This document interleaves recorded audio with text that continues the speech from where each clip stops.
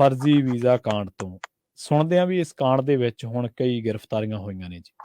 ਬਿਲਕੁਲ, ਇਹ ਇਸ ਵੇਲੇ ਦੇਖੋ ਪੰਜਾਬ ਦੇ ਵਿੱਚ ਤਾਂ ਘੱਟ ਹੈ, ਪਰ ਨੈਸ਼ਨਲ ਲੈਵਲ ਤੇ ਕਾਫੀ ਵੱਡੀ ਖਬਰ ਹੈ ਉਰੇ ਇੰਡੀਆ 'ਚ।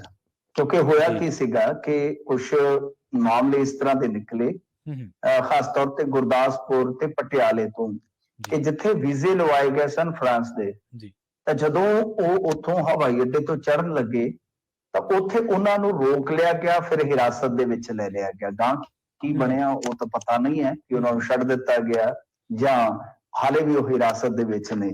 ਪਰ ਇਹ ਮਾਮਲਾ ਕੁਝ ਹਫ਼ਤੇ ਪਹਿਲਾਂ ਜਦੋਂ ਇਹ ਪ੍ਰਕਾਸ਼ ਦੇ ਵਿੱਚ ਆਇਆ, ਸੁਰਖੀਆਂ ਦੇ ਵਿੱਚ ਆਇਆ, ਤਾਂ ਹੜਕੰਪ ਮਚ ਗਿਆ, ਕਿਉਂਕਿ ਉਹ ਵੀਜ਼ੇ ਜਿਹੜੇ ਸੀਗੇ ਹੈ ਤਾਂ ਬਿਲਕੁਲ ਮਤਲਬ ਕਿ ਜਿੱਦਾਂ ਕਹ ਲਓ ਅਸਲੀ ਵਰਗੇ ਸਾਰਾ, ਪਰ ਉਹ ਵੀਜ਼ੇ ਐਕਚੁਅਲ ਦੇ ਵਿੱਚ ਉਹ ਨਕਲੀ ਸੀ, ਫਰਜ਼ੀ ਸੀਗੇ। ਜੀ ਜੀ। ਜਦ ਜਾਂਚ ਪੜਤਾਲ ਅੱਗੇ ਵਧੀ ਤਾਂ ਮਾਮਲਾ ਕੁਛ ਮਤਲਬ ਕਿ ਇਸ ਤਰ੍ਹਾਂ ਹੋਇਆ ਕਿ ਇੱਕ ਬਾਹਰ ਬੈਠਾ ਬੰਦਾ ਜਿਹੜਾ ਆ ਉਹ ਇਹਦਾ ਮਾਸਟਰਮਾਈਂਡ ਸਮਝਿਆ ਗਿਆ ਜੀ। ਉਹਨੇ ਕੀ ਹੈ ਕਿ ਇਤਫਾਕਨ ਕਹਿ ਲਓ ਕਿ ਜਾਂ ਪਤਾ ਨਹੀਂ ਕੀ ਕਹਾਣੀ ਹੈ ਜਾਂ ਕੁਝ ਹੋਰ ਵੀ ਹੋ ਸਕਦਾ, ਪਰ ਬਾਅਦ ਦੇ ਵਿੱਚ ਨੇਪਾਲ ਵਾਇਆ ਜਦੋਂ ਉਹਨੇ ਐਂਟਰੀ ਮਾਰੀ ਕੁਝ ਦਿਨ ਬਾਅਦ ਤਾਂ ਉਹਨੂੰ ਫੜ ਲਿਆ ਗਿਆ ਸੀ। ਉਸ ਤੋਂ ਬਾਅਦ ਫਿਰ ਅਗਲੀਆਂ ਕੜੀਆਂ ਜਿਹੜੀਆਂ ਉਹ ਜੁੜੀਆਂ, ਕਿਉਂਕਿ ਇਹ ਮਾਮਲਾ ਜਿਹੜਾ ਉਹ CBI ਕੋਲ ਚਲੇ ਗਿਆ। ਤੁਹਾਨੂੰ ਪਤਾ ਨਾ ਕਿ ਇਸ ਤਰ੍ਹਾਂ ਦਾ ਜਿਹੜਾ ਮਾਮਲਾ ਹੈ ਕੌਮਾਂਤਰੀ ਪੱਧਰ ਦਾ ਮਾਮਲਾ ਹੁੰਦਾ ਹੈ, ਫਿਰ ਉਹ ਸੈਂਟਰਲ ਏਜੰਸੀਆਂ ਹੀ ਨਜਿੱਠਦੀਆਂ ਨੇ।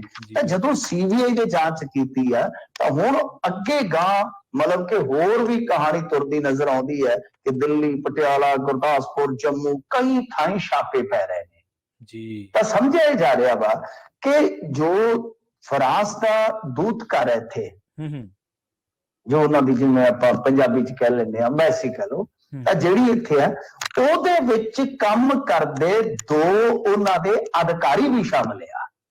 ਤੇ ਵੱਡਾ ਮਾਮਲਾ ਇਸ ਕਰਕੇ ਹੋ ਜਾਂਦਾ ਹੈ। ਆਮ ਤੌਰ ਤੇ ਦੇਖਦੇ ਹਾਂ ਕਿ ਫਰਜ਼ੀਵਾੜੇ ਚੱਲਦੇ ਨੇ, ਜੁਗਾੜ ਚੱਲਦੇ ਨੇ, ਪਰੰਤੂ ਇੱਥੇ ਮਾਮਲਾ ਇਸ ਕਰਕੇ ਬਹੁਤ ਜ਼ਿਆਦਾ ਸੰਵੇਦਨਸ਼ੀਲ ਹੋ ਜਾਂਦਾ ਹੈ ਕਿਉਂਕਿ ਇਹਦੇ 'ਚ ਕੰਮ ਕਰਨ ਵਾਲੇ 2 ਅਧਿਕਾਰੀਆਂ ਦੀ ਪਛਾਣ ਵੀ ਹੋਈ ਹੈ, ਸ਼ੁਭਮ, ਸ਼ੌਕੀਨ ਤੇ ਆਰਤੀ ਮੰਡਲ। ਇਹ ਮਤਲਬ ਕਿ ਉੱਥੇ ਕੰਮ ਕਰਦੇ ਸੀਗੇ। ਤਾਂ ਇਹ ਕੰਮ ਕਰਨ ਵਾਲੇ ਜਿਹੜੇ ਆ ਉਹ ਹੁਣ ਪਤਾ ਨਹੀਂ ਵੀ ਕਿਸ ਅਹੁਦੇ ਤੇ ਕੰਮ ਕਰਦੇ ਸੀ ਜਾਂ ਵੈਸੇ ਅਵੈਸੀ ਦੇ ਵਿੱਚ ਗਏ ਨੇ, ਪਰ ਕੁਝ ਮੀਡੀਆ ਰਿਪੋਰਟਾਂ ਕਰ ਰਿਹਾ ਕਿ ਕਰਮਚਾਰੀ ਨੇ ਜੀ ਜੀ। ਤਾਂ ਖੈਰ ਇਹ ਦੇਖੋ ਗੱਲ ਕੀ ਹੈ ਕਿ ਹੁਣ ਜਦੋਂ ਇਹ ਮਾਮਲਾ ਅੱਗੇ ਵੱਧ ਰਿਹਾ ਹੈ ਤਾਂ ਪਤਾ ਨਹੀਂ 3 ਕੰਪਨੀਆਂ ਦਾ ਤਾਂ ਆ ਗਿਆ ਜ਼ਿਕਰ ਕਿ ਉੱਥੇ 3 ਮਾਮਲਿਆਂ ਦੇ ਵਿੱਚ ਇਸ ਤਰ੍ਹਾਂ ਹੋਇਆ ਸਾਰਾ ਫਰਜ਼ੀਵਾੜਾ। ਹੋਰ ਹੋ ਸਕਦਾ ਕਿ ਅੱਗੇ ਵੀ ਕੁਝ ਕੇਸ ਜਿਹੜੇ ਜੁੜ ਜਾਣ, ਜਿਵੇਂ ਮੈਂ ਤੁਹਾਨੂੰ ਦੱਸਿਆ ਕਿ ਜੰਮੂ ਕਸ਼ਮੀਰ ਤੱਕ ਛਾਪੇਮਾਰੀ ਹੋ ਰਹੀ ਹੈ ਇਸ ਮਾਮਲੇ 'ਚ। ਤਾਂ ਇਹ ਕਹਾਣੀ ਹੈ ਟੋਟਲ। ਵੈਸੇ ਜੇ ਤੁਸੀਂ ਦੇਖੋਗੇ ਫਰਜ਼ੀਵਾੜਾ ਬਹੁਤ ਜ਼ਿਆਦਾ ਹੋ ਰਿਹਾ।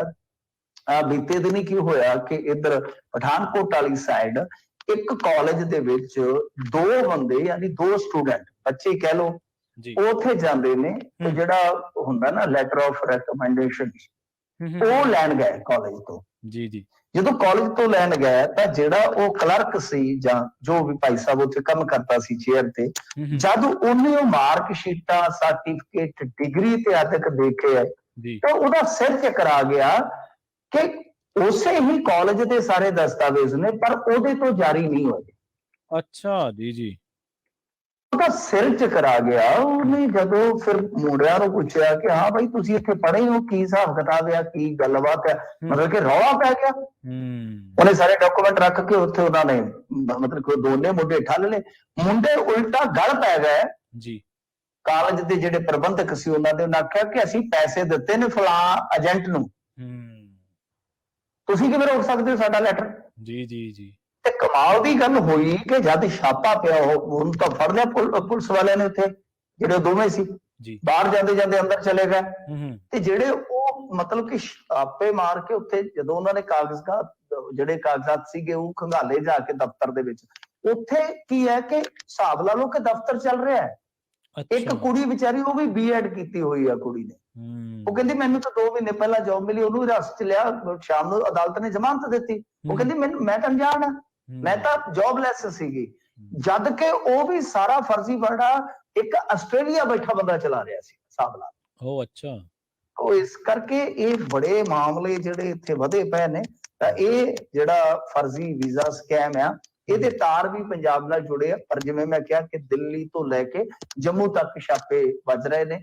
ਹੁਣ ਇਸ ਸਕੈਮ ਦੀ ਜੜ ਕਿੱਥੋਂ ਤੱਕ ਹੈ ਤਾਂ ਕਹਿਣਾ ਹਾਲੇ ਔਖਾ, ਪਰ ਗ੍ਰਿਫਤਾਰੀਆਂ ਕੁਝ ਹੋਈਆਂ ਨੇ। ਜੀ ਜੀ।